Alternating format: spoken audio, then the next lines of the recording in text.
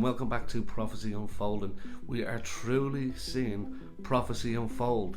Are we conspiracy theorists to think that the New World Order has been aligned? Agenda 2030, the World Economic Forum, the United Nations. Is this conspiracy, or are we seeing the beginning of something that's going to be so big it will fully impact everybody around the world? I believe we are on the precipice of something huge that is going to happen. And what I wanted to do today was to show you a little bit of an inkling and a special announcement that has come out in the last 4 or 5 days that they are speeding the agenda up. Are we truly seeing the New World Order? We have before us the opportunity to forge for ourselves and for future generations a new world order. Ready for a new world order.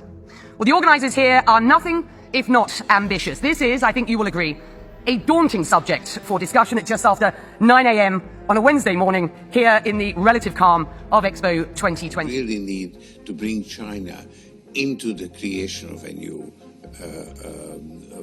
world order. The New World Order. This is something that most of us have seen so many times. You know, a lot of the times when we look into this type of stuff, we have to take some of it, you know, with a pinch of salt, as I would say.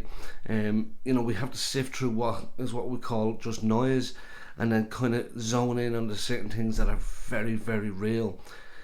Everything that has been happening over the last few years have not been happening by coincidence. Everything that I believe, everything that we've seen, the thing that happened over the last couple of years that shut the world down was purposely done. Maybe it started off with an innocence, and then it became a political move, and then a move of control.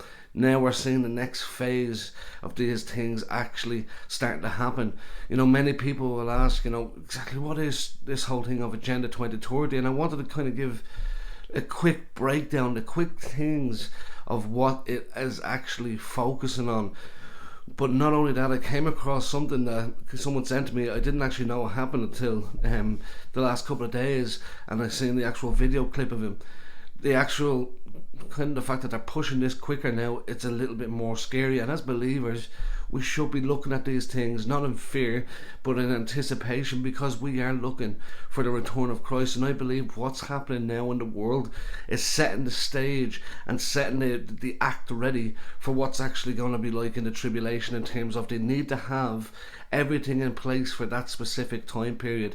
Satan knows his time is short, so he actually knows it's coming to an end, so he wants to try and pull down and kill as many as possible. That's his plan. But have a listen to what has just been signed last week. I think it was on the 5th of this month. Have a look at this. This afternoon, the Secretary General and Klaus Schwab, the founder of the World Economic Forum, will witness the signing of a memorandum of understanding on a strategic partnership between the UN and the World Economic Forum, which outlines areas of cooperation to deepen engagement between the two institutions and to jointly accelerate the implementation of the 2030 agenda.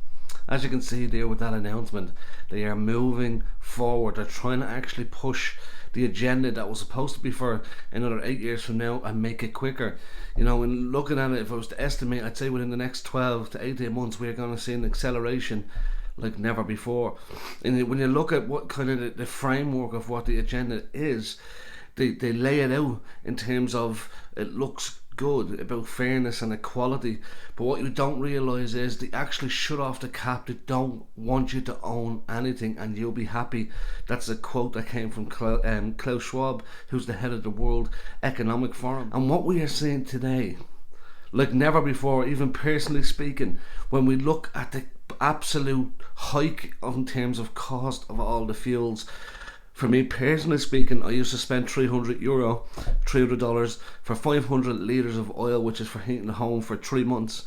That's gone up to over 750, more than doubled in cost.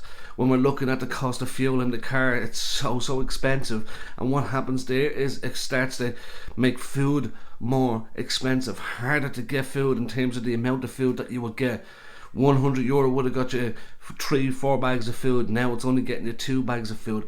This is all part of the agenda. They don't want people to have much. They want them to have little and to be happy. They don't want them to own properties, but rather have property given to them by the government, so they actually have full totalitarian control over them. That's the main agenda behind any what I would call dictatorship. And I believe that this whole World Economic Forum, the UN, the whole lot of it together, it's all a platform that's been built and setting the stage for what's going to come in the tribulation period. It'll be so much easier for them to do now because we live in an age of technology, and we can see now it's so easy to connect from a distance. You can imagine in that period of time nobody will be able to get away with anything. People are going to walk freely to put something into their body, to where they're tracked, etc., wherever they're going, what they can buy, how they buy.